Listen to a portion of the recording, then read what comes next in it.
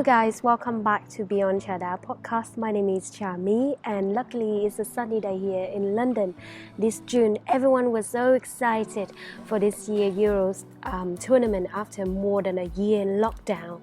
It was something that excites the whole nation, gave us reason to look forward to, and it even excites me, even though I'm not a football fan and I'm not English.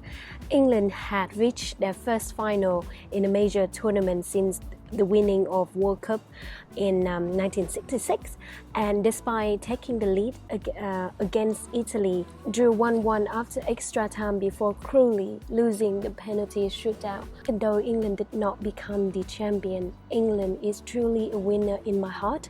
I also want to send massive congratulations to the Italian fans. But what makes me sadder is to see all of that progress, all of that love, pride and unity, all to end in racism and abuse. That's how we will now remember this final, not as the extraordinary victory of such a brilliant England team for even making it to the final, but as the low-life vitriol of football fans. They are attacking Italian fans, abusing black people in the streets, and domestic abuse is predicted to rise by 38% if England loses. The Wembley gates had been rushed by 5,000 ticketless fans. Anthems had been booed, stewards punches, mural defaces, racism parade across social media. But that not the only issue in this king sport here in England. Homosexual in English football fan has been described as a taboo subject by both players and the media. There has also been ongoing battle to advocate for LGBTQ plus player where they can be comfortable coming out, where they be their true self and play the sport they love and devote for their country victory. In December 2020, the Rainbow Laces campaign has run with both football and rugby battling homophobia in British sport. The campaign aims to raise awareness and support for all LGBTQ plus players and fans. Football clubs from the Premier Leagues down to football leagues took part in the Rainbow Laces campaign, where hundreds of thousands of people lace up and show their support each year. Sadly, as of 2021, there are no openly gay male footballers in England's top four divisions. Conversely, several high-profile of England women players have come out, such as lesbian, including Lily Pear, Casey Stoney, Kelly Smith, and Farrah Williams, with attributes around the women's game being more tolerant than the men's.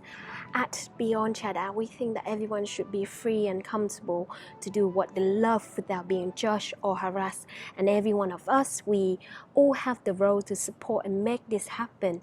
In this episode 15, recorded in the middle of the winter last lockdown, you will hear from my friend Martin Willis, a proud queer stand-up comedian, on his point of view about this issue, what we can do to be more open-minded and supportive to the LGBT plus footballers. Beside that, Martin will also share his own experience of coming out, his view on dealing with jealousy and trust issue in his relationship with his partner.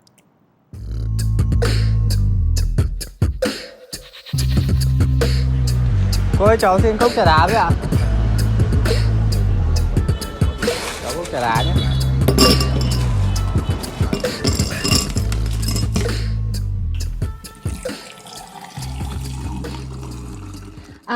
Hi everybody, welcome to podcast Beyond Chada of Huyên Lê and Chami. My name is Chami. Today I'm at London. I'm gonna interview my friend that he lives really close from us. It's only like 10 minutes, but we never met again because it's lockdown. Martin Willis gonna be sharing on the subject why gay footballer don't come out, or where's all the gay footballer, and the story of his coming out. His came out. I don't know. So the reason I'm having you here today, I forgot to mention that you are also you're a comedian. You're founder of your own comedian programmer. how would you we are professionally a live comedy production company. Well, we were, I suppose, or have been a live comedy production company. Obviously, at the moment, not a lot of stage performances going ahead in the last year. But yeah, so we produce live comedy. We've also I programmed a comedy venue in London, and we ran some mental health programs and things like that as well. So loads of different things in comedy. Cool, cheers. At that time, early December, the Premier League, they have the rainbow laces. Program campaigns to have every captain in the game would come out and play with a rainbow laces to say welcome to any footballer would like to come out, and all the banners, and was really welcoming. But still, we didn't see any footballer come out. I think there was a Twitter account of somebody tweet that they are about 23 and they are about to come out. They will come out to their family that weekend, and it's got really like a lot of support, and the conversation was really heated, and a lot of well-known people come and support that person. But eventually they say, oh, I'm not ready for this, and they delete that account. So a lot of people believe that is a hoax, or somebody just having a fun game. A lot of people were disappointed because the world think that, okay, maybe it's time for the world to be ready to welcome a gay English footballer, which we haven't seen since. There's only 2 Britain footballer have come out, right? And I mean, I only know of one, Justin Fashanu, and that was in, I think, around 1988 1988 or 1992 or something. It was he actually is actually really tragic. He actually killed himself. Sorry for trigger warning, belated trigger warning. He actually, he died by suicide because.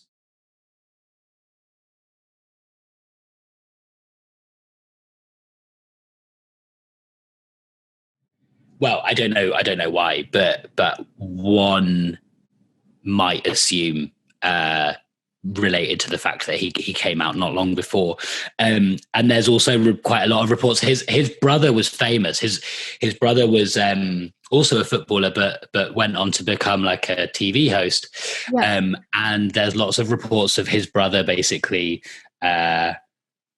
like more or less kicking him out of the family. So that's just like one example of like, as far as I'm aware, the only Premier League player who's ever been openly gay. And so that means he was playing, right? Yeah, while he was still playing, which means currently that's 100% of people that have come out who are footballers who have, died soon after at their own hand because of the backlash of coming out. So there's such a stigma attached to it. What I also find really interesting is this is not just a British problem. I think there's only something like 2 or 3 worldwide. And bearing in mind, there are thousands and thousands of professional footballers, tens of thousands of professional. 5,000 in the UK. It is 5,000 in the UK. So imagine, the world over, there must be just so many footballers. And I think there's one American midfielder. Yeah. And he has a family now, I think so. Yeah. And it's like, well, that statistically is impossible. Like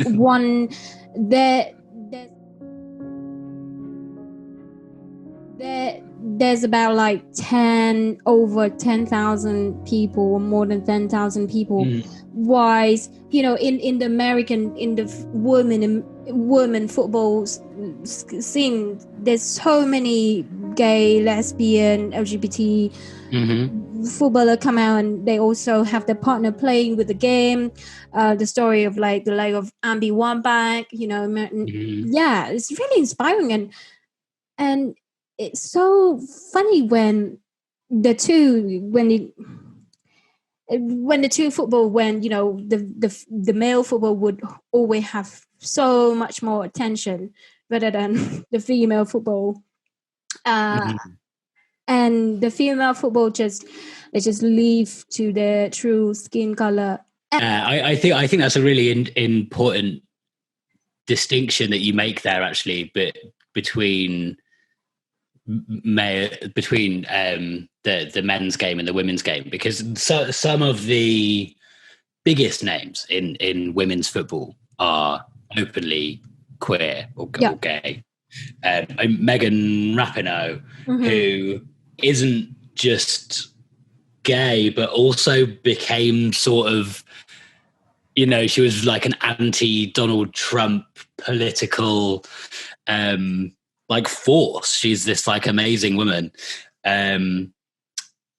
but I think this says a lot about how fans are at those games, and how and I guess also about our expectations of gender performance. I think we culturally, I would say certainly in the UK, but probably the world over, we expect to an extent that women that are professional sports people, if they're like stronger and all of these things, we sort of associate that with masculinity. We associate that there's an expectation there that they're probably gay. And I'm not saying that's based on any fact at all, but like there's a historical, societal, cultural expectation there. Whereas there's an expectation that if you're a sports person, a sportsman, that you would lead a certain lifestyle, and that doesn't involve being gay. But obviously, being gay is not a lifestyle. It's something that you're born with. It's not something that you live out. It's something that you are.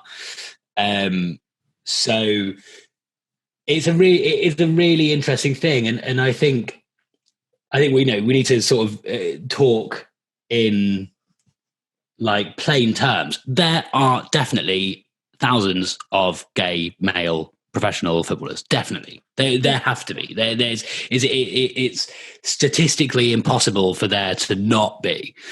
So you've got to then ask yourself, like, why not? Like, why are people not openly able to be queer? And I think a lot of it comes down to like fan culture, particularly in like the 1980s. There was a real culture of it, and it went in hand with like working class cultures. It also went in hand with, which isn't of course to say that if you're working class you're any more likely to be a hooligan. It just fed into and came out of a lot of the same cultures, but also fascist cultures. There's a lot of like far right parties that used to get their membership from like the hooligans at a game. They would be selling pamphlets and joining, gaining members for fascist parties, because they knew that people just wanted to fight. They wanted to wear a uniform and they wanted to fight. Wow. Now, if you're a gay footballer, even now, that's not the dominant culture anymore. But I still don't think that you would choose to put yourself into almost literally the line of fire. Like it's such a dangerous feeling position to put yourself in, especially now. I think, even though perhaps, in the 1980s, you were more likely to be, in the 1980s, you were more likely to, someone would fight you outside a game, maybe. But in 2021, if you're a gay footballer, it is, I would say, probably 99% certain that if you come out, you will receive God knows how much abuse on social media. Because we forgot that is the new age, that social media, everybody is the fucking warrior behind the scenes. Yeah. And hooligan culture is alive and well. It's just that people do it from their living room now. People don't go out and fight on the street in the same way as people used to, but people do sit on their sofa and fight whoever they want from there. And they Twitter, especially women, especially people of color, especially queer, gay, bisexual, transgender, non-binary, whatever. If you are, and this is, predominant ideas of masculinity and toxic, long-standing traditions of masculinity. As a footballer, to put themselves out there, there's a lot to ask, to put oneself why you have been all these years living in peace, or at least the peace that you choose. Now in front of 60,000 people on the field, and on the social media platform is day in, day out. It's non-stop. It's 10, 20 platforms, you name it. Yeah. You can't switch off your phone and just go into the mountain and be a monk. We hope for the future that the younger generation is already openly gay now. So later on, they just come into, hey, yeah, I'm gay. Take it or leave it. Yeah, I think it's got to be close. I feel it, and I think there probably will be. I think once once someone comes out, I'm sure others will, because I'm sure also that people in football, gay people in football, also know other gay people in football. Oh, of course, it's you catch it. Say again. It's like a radar. Yeah, we're very good at spotting one another. Teach me one day. Yeah, I'll just spot it. I don't know, but I'm sure they know who they are. But it's just there's no role model for now, right? There's no the pioneer to go first and say it's okay to come out. Yeah, and I think the role model, it goes beyond football to a point where you think, what role models do we have in gay culture for strong men, for men that show that you can be gay and strong? There are these people 100% exist. A lot of gay culture. There are kind of subcultures. For example, bears are generally quite big, hairy guys, and that's kind of a naturally strong people, but they are not commonly in the public eye. Yeah. And as such, we as a society, we still are able to hold on to this idea that if you are not a straight man, then you are weak in some way. And I think that is the reason people target queer people. That's the reason people target women. It's the reason people target disabled people. I was having a conversation with my partner the other day. She was telling me a story about a time she was dating. She was dating someone who was disabled, who was in a wheelchair, and people were, sorry, I don't know if they were in a wheelchair, but they're disabled, and people shouted abuse at them. And it's the same instinct, which is generally men. If they feel that someone is weak, it is part of the masculinity that we learn from the society around us that tells men it is okay to assert your dominance over someone that you perceive to be weak and to abuse them in whatever way you want. Because what is important to some men, and unfortunately a lot of men, is to feel strongest and to feel best and to feel like other people are weak and they're strong. The dominance, I see. I think so. Yeah. I mean, it's the same. I mean, yeah, you know, it's the same for women in the woman world. It's the same. Yeah. Yeah. The queen bee. Yeah. So little seats for women on the table. So if there are 10 and then there's 8 seats for men already, the other 2 women have to fight for that seat. Yeah. I worked with a lot of queen bee before, and it's not okay to have a personal life. It's not okay to go to the gym at 7 p.m. because you expect to work until 8 p.m. Fucking hell. Yeah, definitely. But maybe you go back to yourself. I met you 5 years ago. Maybe the first time I met you, you was a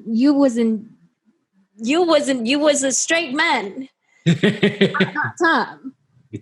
And what happened? How did it change? Well, my coming out was, it took a long time. But actually, I first came out when I was like 15. Oh, I didn't know. Yeah, it was around the time that I met your husband and our other friends. It was around the time I was getting closer to them. I was openly bisexual.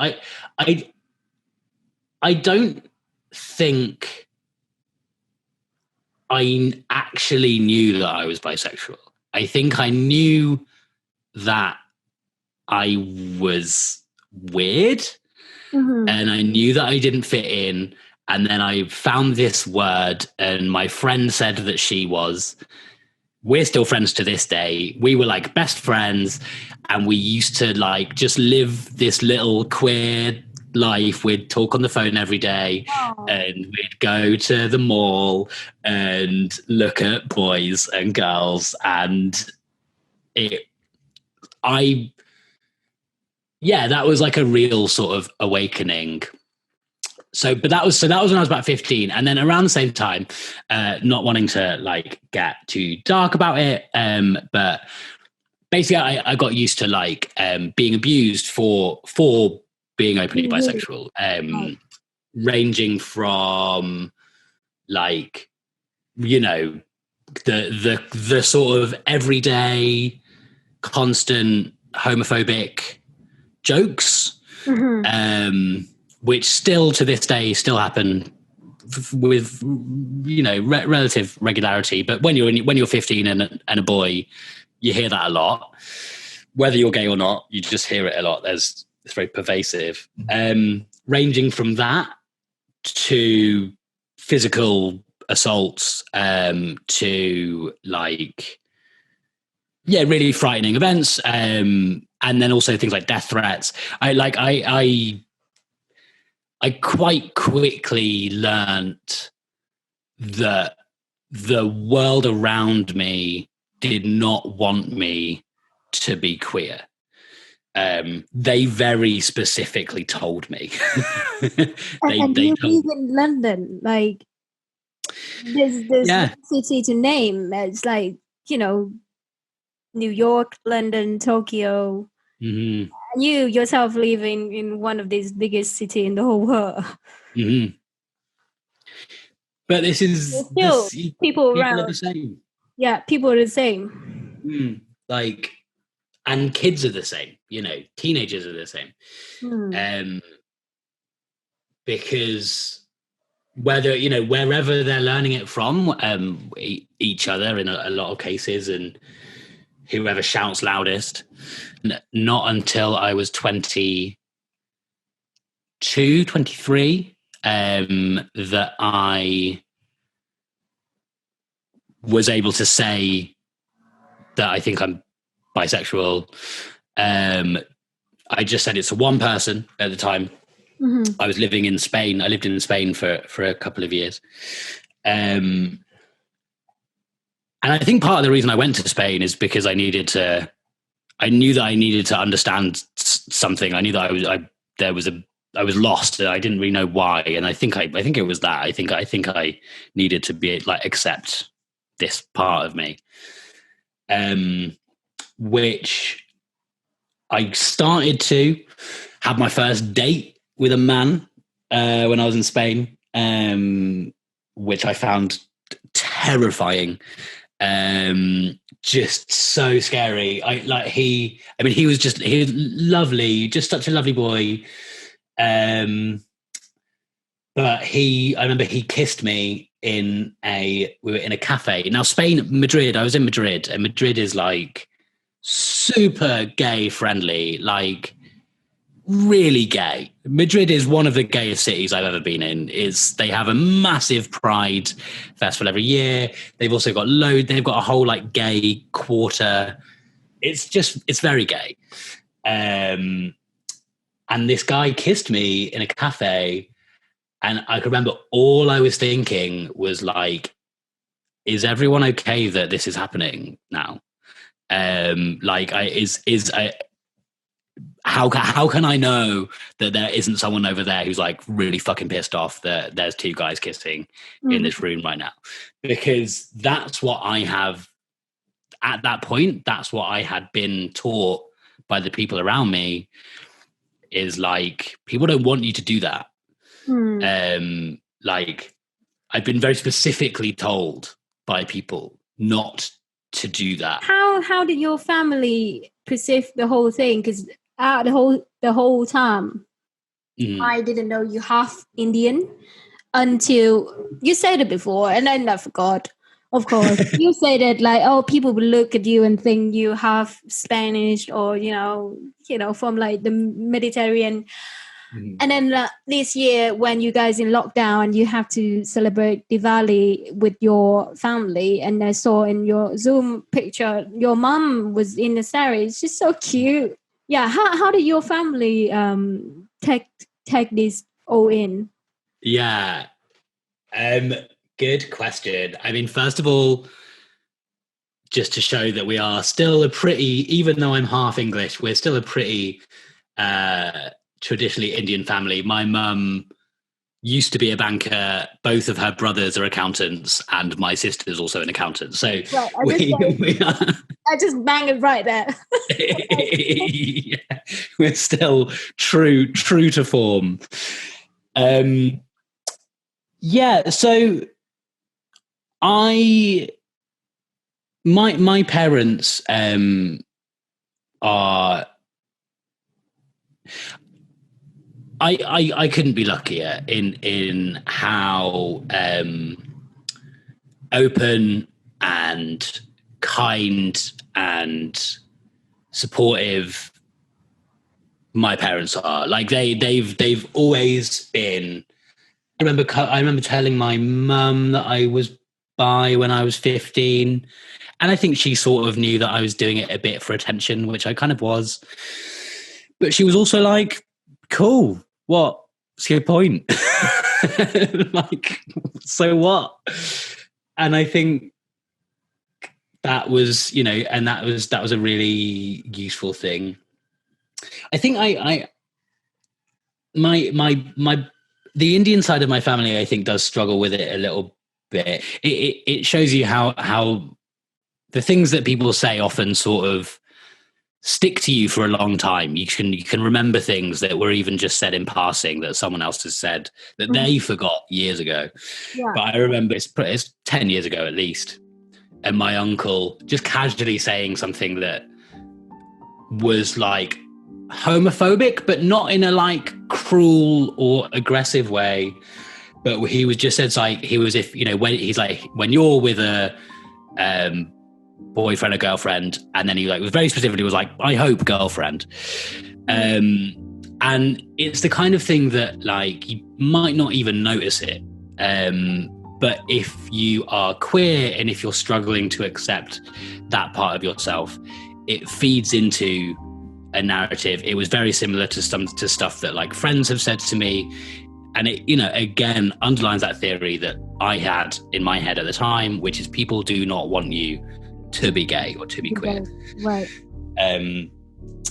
But actually they know, you know, they all know that about me. It's been however long, 5 years. I think it would be different if I came out in India, like to my family that are still in India, because they are like, my mum in particular is a very liberal person. She came to England in the 1960s. So she grew up around like black people. She used to go to like the reggae and dub nights in the 70s, early 70s.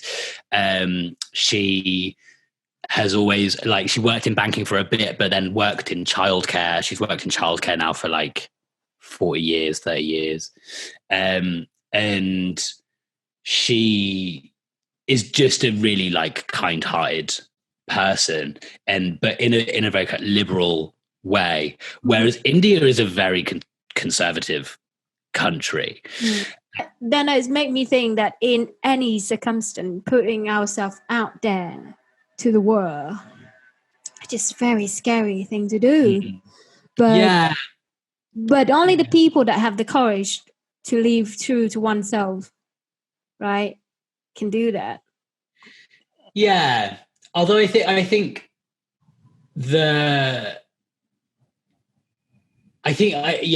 that is true. But I think also that you learn quickly how to work in different environments and like how to put yourself out safely. Like for example, the module that I'm doing this term on my master's is about gender, sexuality, and media. Mm-hmm. You be like, I'm so good at this. I'm gonna. I'm ready. And most of the people on the course are female, and then there's a couple of guys, but they seem pretty queer. So like in that space, it pays to be queer. It is actually vastly preferable. A straight man in that space would disrupt the delicate balance. Anyone in this world would wish to have a gay best friend, I tell you. Yeah. Yeah. I'm so jealous of my free female friend that just go out dating out with her gay best friend. I'm so jealous all the time. Well, this is the thing. I think like if you like, and when I was like 13 to 15, I mean, I mentioned one of my friends earlier, like I was primarily friends with girls. Like I understood girls in a way that I found boys were just like aggressive and like, I don't know. I don't really get what they're about. I married one of them. Yeah. yeah. I mean, your one's a nice one. You got a good one. But I was always friends with girls, and I maybe partly that was like a safety thing. I think plausibly, but also born more nurture and more compatible. Yeah. Yeah. And I mean, I grew up with a sister as well, which I think means just sort of used to certain dynamics, I suppose. But yeah, I think it is very interesting that like, and I think that does sort of translate to comedy as well. It's like my favorite gigs to perform at are queer gigs, specifically queer gigs, like whether that's like a queer comedy night or like queer cabaret. I mean, for one, they pay better. I didn't know that. The pink pound. Oh wow! Yeah, it's a thing. The pink pound is. I guess honestly, I get so much. You get so much more money doing queer gigs because gay people want to support their community in a way that straight people don't give a fuck about supporting stand up in the same way. Because in the queer community, they're not supporting the comedians; they're supporting the night, the community, the whole. It's a nourishing activity. But going back to yourself, so your latest girlfriend is a girlfriend. Yeah, she sounds great. I can't wait to see her, to meet her finally. When it's not illegal to see friends, of course. How is that? Dating back to a woman, how is that? How has it been?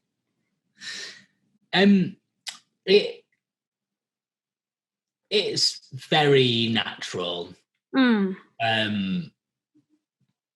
I think, I mean, primarily in my life, I've dated women. So I've always been comfortable in that way.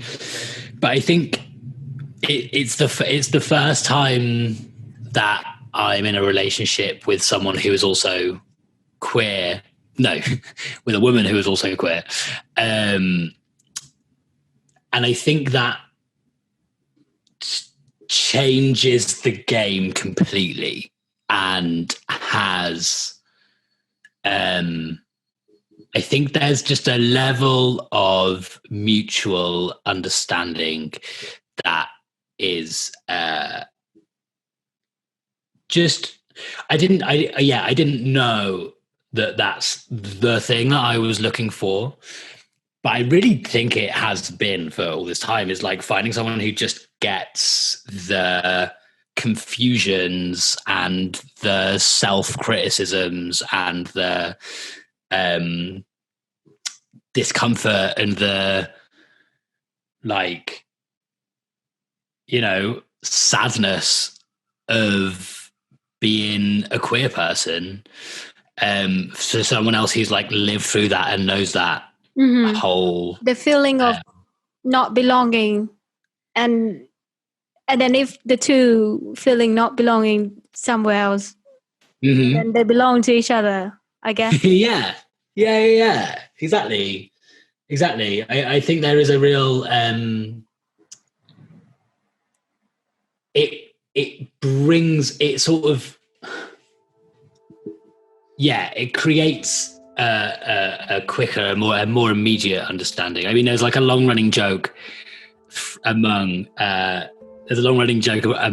lesbians of that like they get engaged on the third date and like that because I think it comes from this like shared mutual understanding, and don't get me wrong, you know, my partner is like is very different from me in lots of ways, but like on the stuff that is like closest to our hearts, on the stuff that like we have lived through and struggled through and come out of, like that's the stuff that we both share.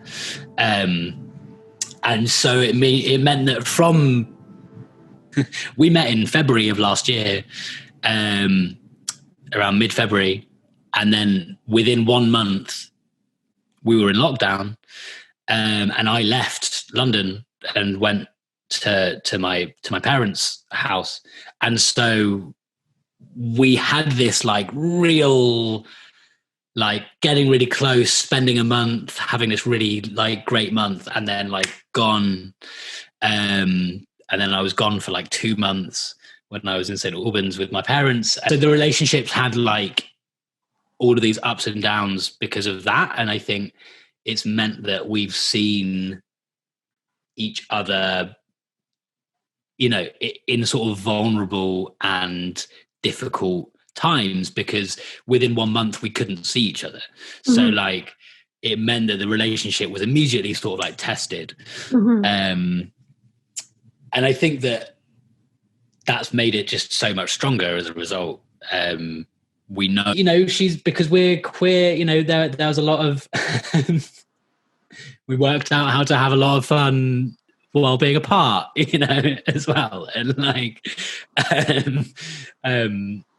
yeah, I think there's a certain like freedom sexually being with a queer person, but that is also a woman, but that we both have like an openness and like an excitement around like, you know, discovery and play and you know, that is a very exciting thing, you know. And I think it's something that only comes from the fact that we both know that there are things that the other person is into that we don't have.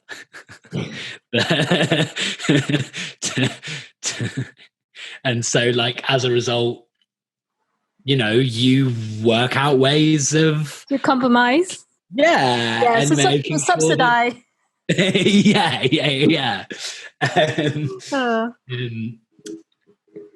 Yeah, and I think it just that's just like one of the ways in which it like there's this sort of openness that I think comes from a queer relationship of this. I cannot imagine if I date somebody who is bisexual and I have to guard myself up whenever he got on playing FIFA with you guys or Civ. Yeah. That would be so fucking exhausting. Yeah. There is just one text coming in and I have to guard myself up. And I was like, this is so exhausting. I find that I don't know how you deal with it. It generally actually means I'm less jealous generally because you can't be on your guard all the time. True. Because otherwise it would literally be every conversation with every person that they ever have. And it's like, that's exhausting. I don't have the mental capacity to be jealous all the time, which isn't to say I don't get jealous. I mean, like, you know, there's obviously all sorts of situations that would mean that I would. I think it becomes more like situational. It's like, if for example, if she's with her friends, it's like, well, I know that they're friends. You know them, right? Yeah, and like they've been friends for a long time or whatever. And like if I'm hanging out with the guys, it's like, well, I mean, primarily if I'm hanging out with the guys, they are all straight. So even if I want to, and lads, I don't. I really don't want to. But even if I did, obviously nothing would be happening because they're all straight guys. So there's no way, like, you know, I can be relatively convincing, but I can't be that convincing. And I have no idea, no desire to be that convincing. And I think there is this kind of common notion, and maybe this kind of goes back to what we were saying about footballers, that like, if someone is gay, then they are after you, and they are after like they want to like fuck you now. And it's like, well, what? Like why would we necessarily be attracted to like whoever you are? Like anyone, like yeah, like it. I think that people don't quite realize that like being attracted to men doesn't mean being attracted to like all men. Yeah. And like in the same way that, you know, for my partner, being attracted to women doesn't I mean, being you can't attracted share a shower with a girl. You can't go into the swimming pool or sauna room with just girls. yeah, like, yeah. But then I mean, and as I say, I do still get jealous, but I think I probably primarily I probably get more jealous around certain guys with my partner.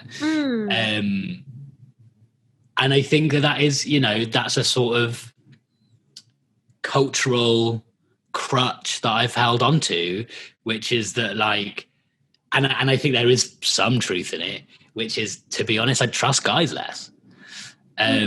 Like, if my partner's with a woman, even if that's a queer woman and it's a queer woman that fancies her, I trust them to be more respectful. That's interesting. Than I do a straight guy. Yeah.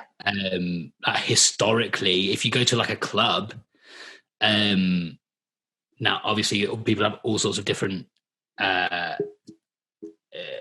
experiences in those sort of spaces, but like if you go to a club at least in this country, and I'm sure in others, the predatory people, the people who are like being sexually aggressive, are primarily straight men.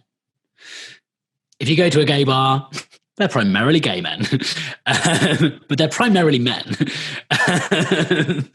Like, primarily cis men, in my experience, men that were born as men, are the most sexually aggressive people. So I still feel less comfortable, I suppose, with my partner being around certain men, not all men. Not all. Certain men. Yeah.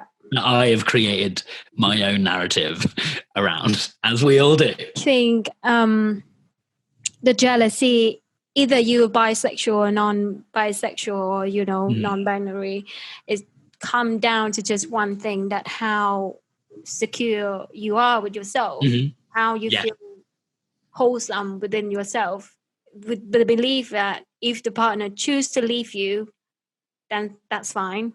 If they cheat on you, it's fine. It's not because of you, it's just because of themselves. They agree to cheat on you. Yeah. It's just come down to one thing, right? It's just the same ways work in any world. Yeah. Yeah. I think that's such a good point. And it's so it takes a long time to get there, I think. I remember, like, my early 20s, I was so jealous. Like, because exactly as you say, like, I had no idea who I was, and I was so worried all the time. And, like, because I had so much doubt, then I assumed that my partners at the time shared all that doubt about me as well. And it's like, well, no, I just needed to grow up, I just needed to, like, recognize who I was and be confident in that. And then, like, that's the most appealing thing. If things are like, if you're confident and, like, as well as being, kind and generous and all the rest, then, like, that confidence in yourself is, like, as appealing as anything, is as much is gonna like keep someone wanting to come back and be close to you. You can't buy that. This I never tell anyone. Not that I never tell anyone, it's, like, not really important now, but when we were about to move back to England, and before he proposed, he meant to go on, like, he planned to go on a 3-month trip, along Asia before saying goodbye to Asia. At that time, we were, like, we're together for 4 years, and I remember vividly, I keep thinking, and then I told him before his departure a week, I say, look, when you travel, if you want to have a one night stand, it's so fine on me. Because I think it's fine when somebody travel, they're so out of context to the normal world. And somebody is going for 3 months. How can I keep? And And he just looked at me and he just like, I think he just like, hallelujah inside. I think he would really want to scream out like, yay! And then he was so reluctant. He was saying like, oh, thank you so much. Do you know that if you allow me to do that, you are allowed to do the same thing? It was just really sadly so. Yeah.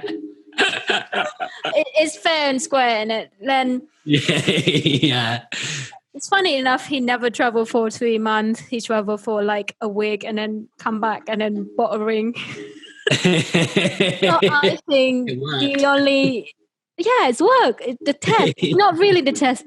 I literally thought, okay, if my future husband want to have a one night stand, why not? Because I can't give somebody. So, and then that idea make him want to be with me for life. I'm like, there's work. I think it's such an expression of trust and faith for. I think it's a really remarkable thing, and you know, there's a lot in this country at the moment. There's a lot more people who are having open relationships or polygamous relationships or non-monogamous, ethical non-monogamous. You know, I think everyone kind of works out for themselves what works for them in those situations, and I have been in one.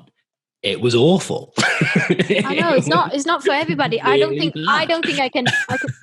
I'm made for that. Honestly. Yeah.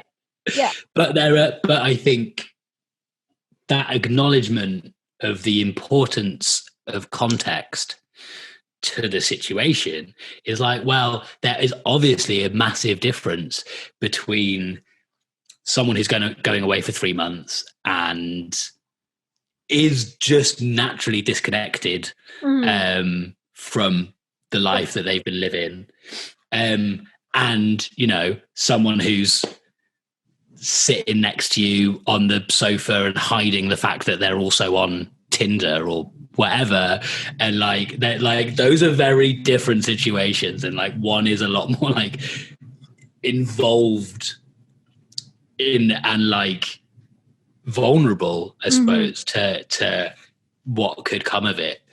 But yeah, I think that's great, man, and I think it's so. I can completely understand why Noel asked to marry you after that, because he knows he can trust you. Like, there's not like that's such a like trust building thing to go through together. There's nothing can exchange, or no one else can have the fun that when Noel and I was 24 on the dance floor dancing to electronic or dubstep music together. Like, he is 31 now. He's not going to do that. No one going to replace me with that, right? It's different ball game now if you date him. And if somebody want to step in and have that, it's fine. Right? So that's mean I am replaceable, but there's nothing, they're impossible to replace the past. And if I walk out the door tomorrow, he will be replaceable. And I think we live on that term. So then we stay. Yeah. Well, I think that's the thing. That's something that sort of underlines all like long distance, not long distance, long term relationships. Is the acknowledgement that like, you know, the other person could leave. Every day that you wake up is a day that you could leave, and every day that you wake up is a day that you choose not to, because you recognize whatever it is that the relationship gives you, like the strength, the confidence, the happiness, the like security, whatever it is. I think that, like, in my experience, and I haven't been in many long-term relationships, but I've been around them. like that seems to be something that is consistent, is an awareness between the both parties involved that like, yeah, we could leave. We could, we don't, right? yeah, like why would we? Whereas I think you see more, it's the people who are like, never leave me. those people who are like, please never leave me. It's like, well, I kind of want to now. I've been there. It's so suffocated. It's like you be on death threat every day because you feel like you would die if that person leave you. But eventually they left you and you didn't die. So here I am. Yeah. Those and I've been in those relationships, and they can so quickly become so toxic because your entire, like, I've had a couple of times where like my entire confidence, my entire like sense of self was completely reliant on one person loving me. And that is such a dangerous place to be in, like, because and generally it comes from the fact that that person has probably shown signs that they might not and that they might leave. And so because of that, you're like even more attached to this idea of what they are because it's like more vulnerable. And those are just the worst. Agreed. Don't go back. No, God, no. What do we say in the conclusion of being queer? What is the conclusion? Well, I think that's like, that's one thing I suppose, is that there isn't one, you know, like it is just an ongoing thing. Like it is, like I'm still day to day. It can be, and obviously it's different at the moment, you know, it's different when you're not going out and you're not around people and you're not really faced with everyday incidents of homophobia or seeing other people be queer and feeling supported and part of a community. But like, if tomorrow were a normal day and we were out and about, and like, there's still every chance that I would feel uncomfortable about being queer. There's still every chance that I would see something and feel great about being queer. There's still every chance that someone might say something awful to me in the street, but there's still every chance that, like, you know, my partner could do something, you know, spectacular and wonderful and super gay. And like, I think that's one thing, and you know, I'm sure it's true about whatever facet of your life that you're looking at, but like, it is just something that you're constantly engaging with and constantly trying to work out and learning more about and being more comfortable with. And I think that's all I can do. That's all I want to do with it, is like learn more about it and be all right. Yeah, I think that's just everybody's journey. I'm so sorry, but yeah, I do that all the time. Yeah. I agree. Feeling of feeling not belonging, being baffled. I get it. Just takes more courage when you decide to put yourself out there. Yeah, it does at first, and then I think it, you know, generally, unless something is happening, you know, it takes a bit less every day. You know, I was going to say you only come out once. Famously, that's not true. You know, you sort of come out every day again. True. And in every different environment and what have you. And especially, you know, like I'm saying on stage, you know, I come out every time I go on stage. It's not like when you came out, you on your forehead, you got the, you know, tree with yay. So nobody gonna ask any question about you ever again. It would be easier. but I do that. You know, I've got this like pink cap, and it's like I wear that because then people know. I don't have to come out. They've already spotted it. Thank you so much to sharing all the goodies today to us. It's my pleasure. It's been really fun. It's been really fun. Let's come back for another time for another topic. Yeah, definitely. Thank you so much, Martin. Bye, everybody.